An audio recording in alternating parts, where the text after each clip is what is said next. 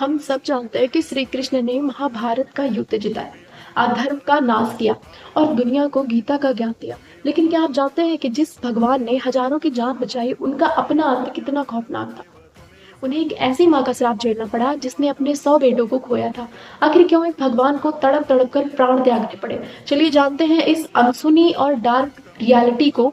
महाभारत युद्ध के खत्म होने के बाद जब पांडव जीत का जश्न मना रहे थे, तब कुरुक्षेत्र की धरती पर एक माँ विलाप कर रही थी, माता गांधारी। अपने 100 पुत्रों की 100 को देखकर गांधारी का क्रोध 7वें आसमान पर था। जब श्री कृष्ण उनके पास पहुंचे तो गांधारी ने चीखते हुए कहा, आपको साक्षी मानकर तुम्हें श्राप देती हूँ कृष्ण। जिस तरह तुमने मेरे पूरे कुल को आपस में लड़वा कर नष्ट कर दिया, ठीक उसी तरह तुम्हारा यदुवंश भी इसी तरह आपस में लड़ लड़ कर खत्म हो जाएगा और तुम एक साधारण इंसान की तरह तड़प कर मरोगे। वही हुआ ठीक 36 साल बाद। श्री कृष्ण की द्वारिका में आपसी झगड़े शुरू हो गए। जो यदुवंशी कभी अजेय थे, वे शराब और अहंकार में डूब गए। उन्होंने एक दूसरे का कत्ल कर दिया। श्री कृष्ण के सामने उनके बेटे और पोते मारे गए, लेकिन वह कुछ नहीं कर पाए क्योंकि वह कर्म के विधान और गांधारी के श्राप से बंधे थे।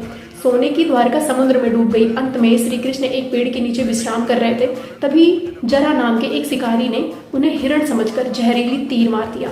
तीर उनके पैर के तलवे में लगा। एक पूर्ण अवतार, एक ब्राह्मण का स्वामी, जंगल में अकेला, बिना किसी सेना और बिना किसी परिवार के एक साधारण शिकारी के हाथों मारा गया। यह थी उस श्राप की डार्क रियलिटी जिसे स्वयं भगवान ने भी नहीं टाला। यह कहानी हमें सिखाती है कि कर्मा किसी को नहीं छोड़ती, चाहे वह इंसान हो या साक्षात भगवान। आपके कर्मों का फल आपको इसी जन्म में भोगना पड़ता है। क्या आपको भगवान श्री कृष्ण के इस अंत के बारे में पता था?